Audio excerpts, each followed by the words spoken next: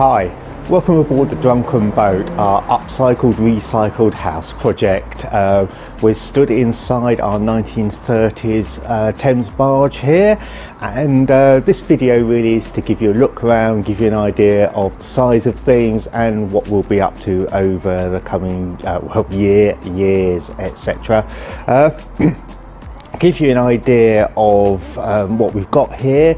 It's a Thames barge, often called a lee lighter because it's made to work on the Lee estuary and up the Lee cutting, and it was made probably around 1930.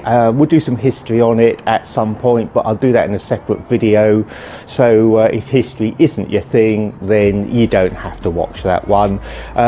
Size of the vessel, we're about 4.2 meters wide, 24 meters long, and a hefty 45 tons in weight. That includes a large amount of concrete ballast in the bottom of it, which is still there. It's going to remain there because I'm not digging that out.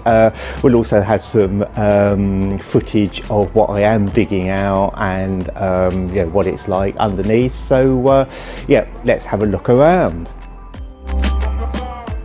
Works at the moment just basically is me digging out the remains of the old dredgings which sit between each of the ribs, but obviously with it all being all this nice healthy Thames mud in here, we've also got a large amount of greenery that seems to have come with it. Even in the summer when it all dried out, it kept growing, and now we're under the polytunnel. It's like it's the ideal situation for it. So yeah, it's not pretty, it is what it is, and I've got to dig it out, so I'll probably do a time-lapse video of me doing that because it's back-breaking and it really is quite boring.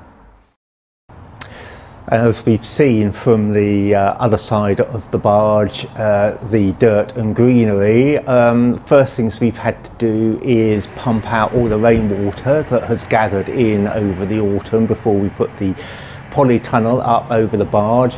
And then the next thing was, once the water was pumped out, was to start digging out the dirt. As you can see here, I've got the main stuff out, started doing that. At the time of filming this, I've only got about a quarter done, but I got a chance now to get stuck into it, so I'll be getting that cleared out, and then we can start really getting into the details of the structure.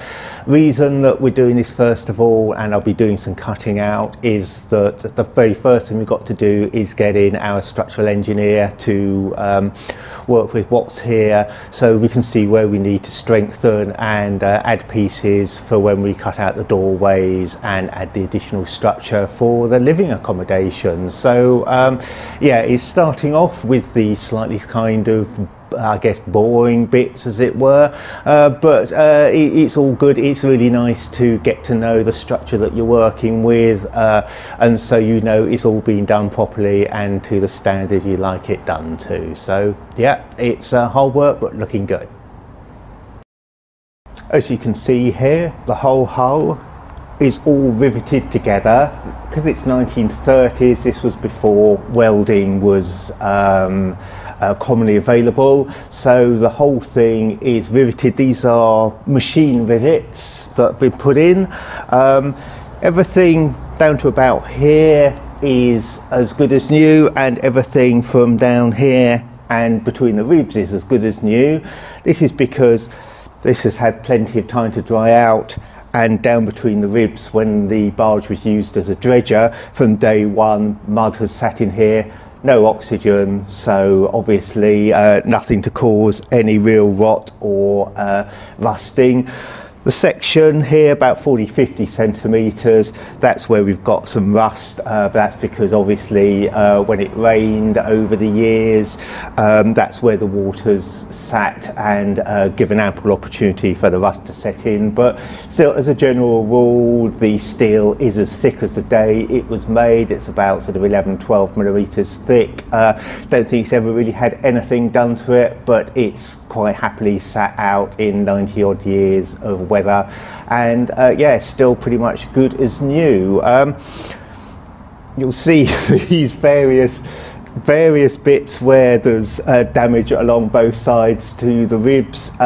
Clearly someone using some large machinery to dig dirt and stuff out of it has got a bit carried away. I don't know when that happened, but I can guarantee that whoever did it got called a complete muppet when they did it. Obviously the barge has a large bulkhead at either end, and these will be coming out when we actually make the barge into our accommodation, because we've probably lost about 4 or 5 meters at either end due to this. Although it's big hefty steel, it's nowhere near the same weight as the actual structure of the barge. They're non-structural, so I'll be getting my plasma cutter on that, which will probably make a more exciting video than this one, and we'll be cutting those out. Slight downside again is that they've rusted through at the bottom, which has let a large amount of silk through into the end, so that will be more digging out for me to do. If you follow us on Instagram, you'll recognise this kiddie. This is the original tiller for the barge. It's ridiculously large. It's about 12 foot long, and it's quite heavy, so it's going to stay here a while. When you consider the size of the barge, and I think it takes 70-ton cargo, I think you need something like this. But let's go and have a look at the rudder and see what it was steering. This is what the tiller slides into, and as you can see, there's quite a large rudder for it to steer around. This is approximately 2 meters long, 2 meters high. Again, been replaced at some point because it's welded together rather than anything riveted, but yeah, it's a fair old piece of kit.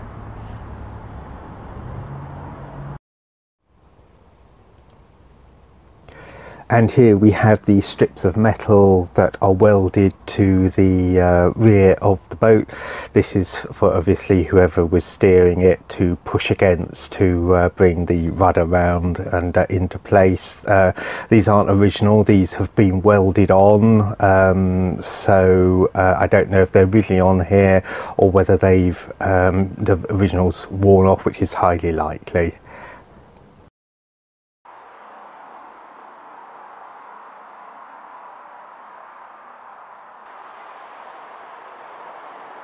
What, that little dent? I'll just polish out that wheel.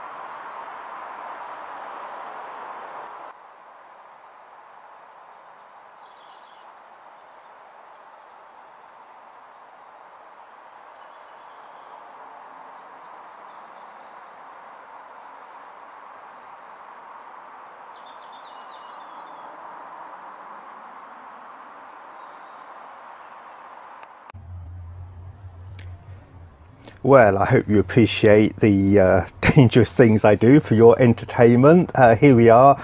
I'm now sat underneath the barge. As you can see, it's sitting on the screw piles that if you follow previous videos you would have seen going in, and then seen when the barge was delivered it sat down onto.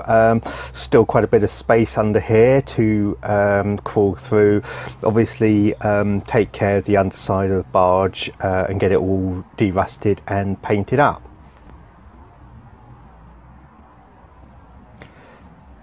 Although the site's not fully landscaped at the moment, you still get an idea of this is really how it's going to be even when the project's finished. The reasoning for this is on several levels. Obviously, to have the barge up in the air means that ongoing maintenance is nice and easy, and you know, any new painting that needs to be done can be done straightforward without the barge sitting on or near the ground.